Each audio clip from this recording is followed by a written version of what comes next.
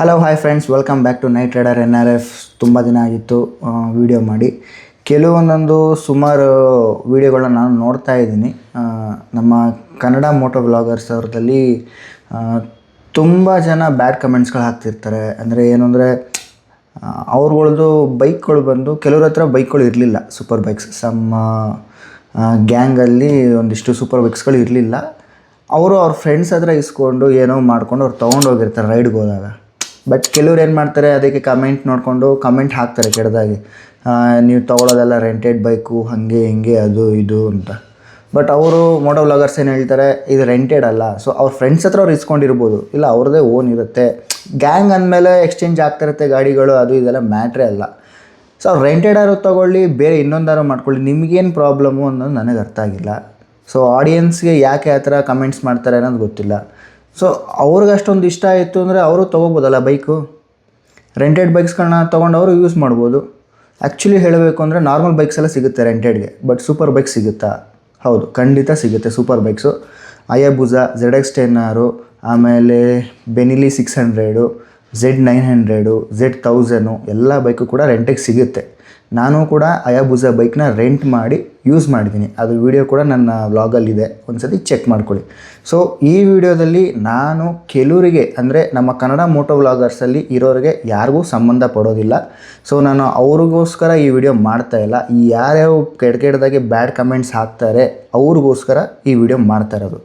ಇನ್ನೊಂದು, ಇದು ನಮ್ಮ ಫೇಮಸ್ ಕನ್ನಡ ಮೋಟೋ ವ್ಲಾಗರ್ಸ್ ಬಂದು DV ಅವ್ರು ಇರ್ಬೋದು, ಗೋಲ್ಡನ್ ಥ್ರೋಟಲ್ ಅವ್ರು ಇರ್ಬೋದು, ಆಮೇಲೆ ಇನ್ನೂ ಕೆಲವರು ಇದ್ದಾರೆ, ಸುಮಾರು ಜನ ಇದ್ದಾರೆ. ಅವ್ರಿಗೆ ಬ್ಯಾಡ್ ಕಮೆಂಟ್ಸ್ ಹಾಕಿರೋರಿಗೆ, ಕಮೆಂಟ್ಸ್ ಯಾರು ಹಾಕಿದ್ದಾರೆ ಅವ್ರಿಗಿದೆ ಆನ್ಸರ್ ನಾನು ಕೊಡ್ತಾ ಇರೋದು. ಸೊ ಗುರು, ಒಂದು ಹೇಳ್ಬಿಡ್ತೀನಿ ತಿಳ್ಕೊಳ್ಳಿ, ಸೂಪರ್ ಬೈಕ್ಸ್ ರೆಂಟು ಕೊಡ್ತಾರೆ ಅಂದರೆ ತುಂಬ ರಿಸ್ಟ್ರಿಕ್ಷನ್ಸ್ ಇದೆ. ನೀವು ಹೇಳಿರೋ ಪ್ರಕಾರ ಗಾಡಿ ಎತ್ಕೊಂಬಂದು 200-300 ಹೊಡಿತೀನಿ ಅಂದರೆ ಚಾನ್ಸೇ ಇಲ್ಲ. ಗಾಡಿ ಕೊಡೋದೇ ಇಲ್ಲ ಯಾವಾಗೂ ಕೂಡ. ಸೂಪರ್ ಬೈಕ್ಸ್ ನೀವು ರೆಂಟಿಗೆ ತೊಗೊಳ್ತೀರಾ ಅಂದರೆ ತುಂಬ ರಿಸ್ಟ್ರಿಕ್ಷನ್ಸ್ ಇದೆ. ಒಂದು, ನೀವು ಮಿನಿಮಮ್ ಡೌನ್ ಪೇಮೆಂಟ್ ಅಮೌಂಟ್ ಇಡಬೇಕಲ್ಲಿ, ಅವ್ರ ಹತ್ರ ಡೆಪಾಸಿಟ್ ಇಡಬೇಕು. ಮಿನಿಮಮ್ ಅಂದರೆ 10,000 ರೂಪಾಯಿ ಡೆಪಾಸಿಟ್ ಇಡಬೇಕು.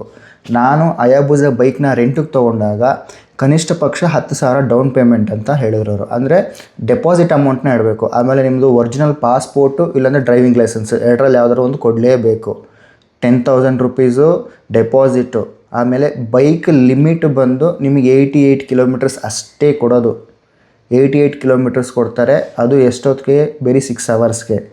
ಅದಾದಮೇಲೆ ಮತ್ತೆ ನಿಮಗೆ 100 ಸ್ಪೀಡ್ ಲಿಮಿಟ್ಗಿಂತ ಜಾಸ್ತಿ ಕ್ರಾಸ್ ಆಗೋಂಗಿಲ್ಲ. 100 ಸ್ಪೀಡ್ ಲಿಮಿಟ್ಗಿಂತ ಕ್ರಾಸ್ ಆಯಿತು ಅಂದರೆ ಪರ್ ಸೆಕೆಂಡ್ಗೆ, ಮಿನಿಟ್ಗಲ್ಲ, ಪರ್ ಸೆಕೆಂಡ್ಗೆ 100 ರೂಪೀಸ್ ಫೈನು.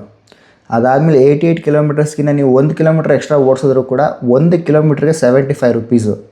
ಇದೆಲ್ಲ ಕೂಡ ರಿಸ್ಟ್ರಿಕ್ಷನ್ಸ್ ಇರುತ್ತೆ. ಸೊ ಸೂಪರ್ ಬೈಕ್ ರೆಂಟಿಗೆ ತೊಗೊಂಡು ಓಡಿಸೋದು ಅಷ್ಟು ಈಸಿ ಅಲ್ಲವೇ ಅಲ್ಲ. ಸೊ ಯಾರೇ ಆದರೂ ಕೂಡ ಸೂಪರ್ ಬೈಕ್ಸ್ನ ರೆಂಟಿಗೆ ಕೊಡ್ತಾರೆ ಅಂದರೆ ತುಂಬ ರಿಸ್ಟ್ರಿಕ್ಷನ್ಸ್ ಇಟ್ಟಿರ್ತಾರೆ. ಯಾಕೆಂದರೆ ಬೈಕ್ ಇವಾಗ ರೆಂಟಿಗೆ ಕೊಡ್ತಾಯಿದ್ರೆ ಕಾಸ್ಟ್ಲಿ ಬೈಕ್ಸು. ನೀನು ತೊಗೊಂಡೋಗಿ 200-300 ಹೊಡೆದು ಹೆಂಗಂದ್ರೆ ಹಂಗೆ ಗೇರ್ ಶಿಫ್ಟ್ ಎಲ್ಲ ಯೂಸ್ ಮಾಡಿ ಸೊ ಡ್ಯಾಮೇಜ್ ಮಾಡಿದ್ರೆ ಅವನು 10,000 ರೂಪಾಯಿಗೋಸ್ಕರ ಬೈಕ್ನ ಹಾಳು ಮಾಡ್ಕೊಳಕ್ಕಾಗಲ್ಲ. ಸೊ ಆ ರೀಸನ್ಗೆ ತುಂಬ ರಿಸ್ಟ್ರಿಕ್ಷನ್ಸ್ ಇರುತ್ತೆ. ಸೂಪರ್ ಬೈಕ್ಸು ರೆಂಟಿಗೆ ಸಿಗುತ್ತೆ. ಅದು ಎಲ್ಲಿ ಯಾವ ಥರ ಇರುತ್ತೆ ಅಂತ ಅವ್ರದ್ದು ವೆಬ್ಸೈಟ್ ಕೂಡ ಇದೆ. ನಾನು ಅದನ್ನು ಕೂಡ ನಿಮಗೆ ಈ ವಿಡಿಯೋದಲ್ಲಿ ತಿಳಿಸ್ಕೊಡ್ತೀನಿ. ಫಸ್ಟೇ ಹೇಳಿದ್ದೀನಿ, ಈಗಲೂ ಹೇಳ್ತಾ ಇದ್ದೀನಿ, ಇದು ನಮ್ಮ ಕನ್ನಡ ಮೋಟೋ ವ್ಲಾಗರ್ಸ್ಗೆ ಸಂಬಂಧಪಟ್ಟಿದ್ದಲ್ಲ. ಯಾರ್ಯಾರು ಬ್ಯಾಡ್ ಕಮೆಂಟ್ಸ್ ಹಾಕ್ತಾರೆ ಅವ್ರಿಗೋಸ್ಕರ ನಾನು ಈ ವಿಡಿಯೋ ಮಾಡ್ತಾ ಇರೋದು. ಓಕೆ, ಸೊ ಬನ್ನಿ ನೆಕ್ಸ್ಟ್ ನೋಡೋಣ. ನಿಮಗೆ ಆವಾಗಲೇ ಹೇಳಿದೆ ವಿಡಿಯೋದಲ್ಲಿ ಒಂದು ವೆಬ್ಸೈಟ್ ಇದೆ ಅಂತ. ವೆಬ್ಸೈಟ್ ಹೆಸರು ಬಂದು ಟ್ವಿಸ್ಟ್ ಥ್ರೋಟಲ್ ಅಂತ. ಇದು ಅವರ ಲೋಗೋ. ಸೊ ನೋಡಿ, ಪೇಜ್ ಇದೇ ಥರನೇ ಇರೋದು. ಇದು ಬಂದು ಅವರ ಕಾಂಟ್ಯಾಕ್ಟ್ ನಂಬರು.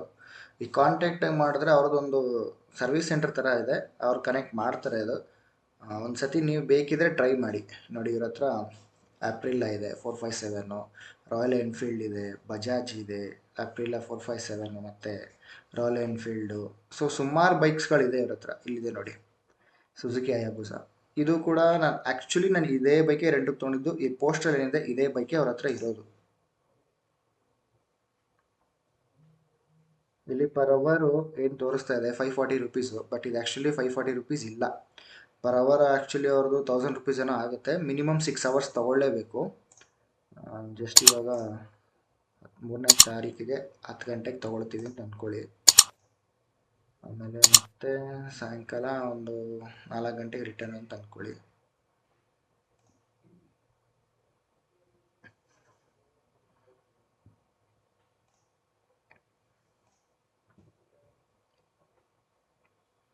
ಬುಕ್ ಕೊಟ್ಟಿದ್ದೀನಿ ಇವಾಗ ನೋಡೋಣ.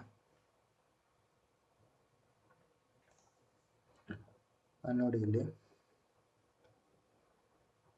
ಸೊ 4536 ರೂಪೀಸ್ ಆಗುತ್ತೆ, ಪ್ಲಸ್ GST 18%. ಎಷ್ಟಾಗುತ್ತೆ ನೀವೇ ಲೆಕ್ಕ ಮಾಡ್ಕೊಳ್ಳಿ. Excess 60 rupees per kilometre. ನಾನು ಗಾಡಿ ತೊಗೊಂಡಾಗ 70 ರೂಪೀಸ್ ಆಗಿತ್ತು. ಡೆಪಾಸಿಟ್ ಅಮೌಂಟ್ ಇಲ್ಲಿ 0 ಅಂತ ತೋರಿಸ್ತಾ ಇದ್ದಾರೆ, ಬಟ್ ಡೆಪಾಸಿಟ್ ಅಮೌಂಟ್ 0 ಇರೋದಿಲ್ಲ. 10,000 ರೂಪೀಸ್ ನಾವು ಡೆಪಾಸಿಟ್ ಮಾಡಬೇಕು.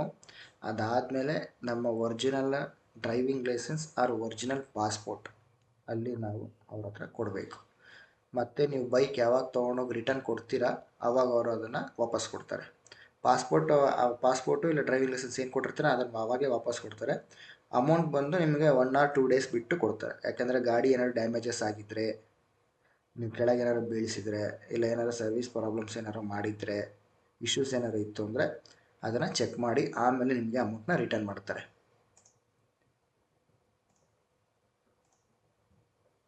ಇದು ZX10R ಎಷ್ಟು ಇದು ನಾನು ತೊಗೊಂಡಿರಲಿಲ್ಲ ರೆಂಟಿಗೆ.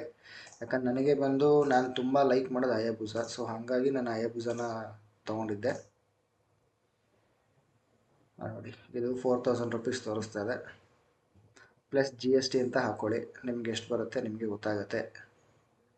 ಇದು ಕೂಡ ಪರ್ ಎಕ್ಸಸ್ ಕಿಲೋಮೀಟರ್ 55 ರೂಪೀಸು. ಅಂದರೆ ಅವ್ರು ಕೊಡೋ ಲಿಮಿಟ್ ಬಂದು 60 ಕಿಲೋಮೀಟರು. ಅದಕ್ಕಿಂತ 1 ಕಿಲೋಮೀಟ್ರ್ ನೀವು ಜಾಸ್ತಿ ಓಡಿಸಿದ್ರೆ ಪರ್ ಕಿಲೋಮೀಟ್ರಿಗೆ 55 ರೂಪಾಯಿ ಕೊಡಬೇಕಾಗುತ್ತೆ. ಸೊ ಆ ಥರ ಇದು. ಸೊ ನೋಡಿ, ನಿಮಗೆ ರೆಂಟೆಡ್ ಬೈಕ್ ಬೇಕು ಅಂದರೆ ಹಯಾಬುಸ ZX10R, ಟ್ರಯಂಪ್ ಸ್ಟ್ರೀಟ್ RRS, ಆಮೇಲೆ ಕವಾಸಕಿ 650, ಮತ್ತು ಯಮಹಾ R3, ಡುಕಾಟಿ ಮಾನ್ಸ್ಟರು, ಇದಿಷ್ಟು ಸಿಗುತ್ತೆ ಇವ್ರ ಹತ್ರ. ಸೊ ಇನ್ನೂ ಇವ್ರ ಹತ್ರ ಇದೆ ಬೈಕ್ಸ್ಗಳು, ಬಟ್ ಇಲ್ಲಿ ಹಾಕಿಲ್ಲ. ಇಲ್ಲಿ ಬಟ್ ನಾನು ಶೋ ಆಗ್ತಿಲ್ಲ ಅಂದ್ಕೊಳ್ತೀನಿ ಅದು. ಬಟ್ ನಾನು ಡೈರೆಕ್ಟಾಗಿ ಹೋಗಿ ನೋಡಿದಾಗ ಅವ್ರ ಹತ್ರ Z900 ಇದೆ, Z1000 ಇದೆ, ಎರಡೂ ಇದೆ. ನಾನು ನೋಡಿದ್ದೀನಿ ಅಲ್ಲಿ. ಸೊ ನೋಡಿದ್ರಲ್ಲ ಫ್ರೆಂಡ್ಸ್ ವಿಡಿಯೋನ. ಸೊ ಬೈಕು ರೆಂಟಿಗೆ ಸಿಗುತ್ತೆ, ಬಟ್ ನಮ್ಗೆ ಇಷ್ಟ ಬಂದಂಗೆ ಓಡ್ಸೋಕ್ಕಾಗೋದಿಲ್ಲ. ಖರ್ಚು ಕೂಡ ಅಷ್ಟೇ ಇರುತ್ತೆ. ನಾನು ಬೈಕ್ ರೆಂಟ್ ತೊಗೊಂಡಾಗ ಡೆಪಾಸಿಟ್ ಬಿಟ್ಟೇ ನನಗೆ 10,000 ರೂಪಾಯಿ, ಬೈಕ್ ಬುಕ್ಕಿಂಗು ಪ್ಲಸ್ ಪೆಟ್ರೋಲು ಎಲ್ಲ ಸೇರಿ ನನಗಾಗಿದ್ದು 10,000 ರೂಪಾಯಿ. ಆಲ್ಮೋಸ್ಟ್ ಒಂದು 9,500 ರೂಪಾಯಿ ಅಂತ ಅಂದ್ಕೊಳ್ಳಿ, ರೌಂಡ್ ಫಿಗರ್ 10,000 ರೂಪಾಯಿ. ನೀವೊಂದು ರೆಂಟ್ ಬೈಕ್ನ ತೊಗೊಳ್ತೀರಾ, ಬರೀ 80 ಕಿಲೋಮೀಟ್ರ್ 60 ಕಿಲೋಮೀಟ್ರ್ ಓಡಿಸೋದಕ್ಕೆ 10,000 ರೂಪಾಯಿ ಕೊಡ್ತೀರಾ ಅಂದರೆ ಅದು ನಿಮಗೆ ಬಿಟ್ಟಿದ್ದು. ನನಗೆ ಕ್ರೇಜ್ ಜಾಸ್ತಿ ಇತ್ತು, ತುಂಬ ಆಸೆ ಇತ್ತು, ಓಡಿಸ್ಲೇಬೇಕು ಅನ್ನೋದೊಂದಿತ್ತು. ಸೊ ಆ ಅಮೌಂಟ್ನ ಅರೇಂಜ್ ಮಾಡ್ಕೊಳ್ಳೋಕ್ಕೆ ಆಲ್ಮೋಸ್ಟ್ ನಾನು 3 ಮಂತ್ಸ್ವರೆಗೂ ಒದ್ದಾಡಿದ್ದೀನಿ. ನಂದೊಂದು ಮಿಡಿಲ್ ಕ್ಲಾಸ್ ಫ್ಯಾಮಿಲಿನೇ. ಸೊ ನಾನು ಬೈಕ್ ತೊಗೋಬೇಕು ಅನ್ನೋದು ನನಗೆ ತುಂಬ ಆಸೆ ಇದೆ. ನೋಡೋಣ ದೇವ್ರು ಯಾವಾಗ ನಮ್ಮ ಮೇಲೆ ಅನುಗ್ರಹ ತೋರಿಸ್ತಾನೆ ಅನ್ನೋದು ಗೊತ್ತಿಲ್ಲ. ಸೊ ನಿಮ್ಮ ಸಪೋರ್ಟು ಚೆನ್ನಾಗಿದ್ದರೆ ಬೇಗನೆ ತೊಗೋಬೋದು. ಸೊ ನಾನು ಫಸ್ಟಿಗೆ ಹೇಳಿದೆ, ಈ ವಿಡಿಯೋ ನಮ್ಮ ಕನ್ನಡ ಮೋಟೋ ವ್ಲಾಗರ್ಸ್ಗೆ ಸಂಬಂಧಪಟ್ಟಿದ್ದಲ್ಲ. ಅವ್ರಿಗೆ ಯಾರು ಬ್ಯಾಡ್ ಕಮೆಂಟ್ ಮಾಡಿ ಹಾಕ್ತಾರೆ ಅವ್ರಿಗೆ ಸಂಬಂಧಪಟ್ಟಿರೋದು ಅಂತ. ಸೊ ಯಾರೂ ತಪ್ಪಾಗಿ ತಿಳ್ಕೊಬಾರ್ದು. ಸೊ ನನ್ನ ಕೈಯಿಂದ ಆದಂಥ ಇನ್ಫಾರ್ಮೇಷನ್ಸ್ನ ನಾನು ಕೊಡೋಕ್ಕೆ ಟ್ರೈ ಮಾಡ್ತಾಯಿರ್ತೀನಿ. ಸೊ ಮೋಟೋ ವ್ಲಾಗಿಂಗ್ ಕೂಡ ಹಾಗೆ ಮಾಡ್ತಾಯಿರ್ತೀನಿ. ಸೊ ಯಾರ್ಯಾರು ನಮ್ಮ ಚಾನಲ್ನ ಫಸ್ಟ್ ಟೈಮ್ ನೋಡ್ತಾ ಇದ್ದೀರಾ, ಸಬ್ಸ್ಕ್ರೈಬ್ ಮಾಡ್ಕೊಳ್ಳಿ, ಹೀಗೆ ಸಪೋರ್ಟ್ ಮಾಡ್ತಾಯಿರಿ. Thank you so much.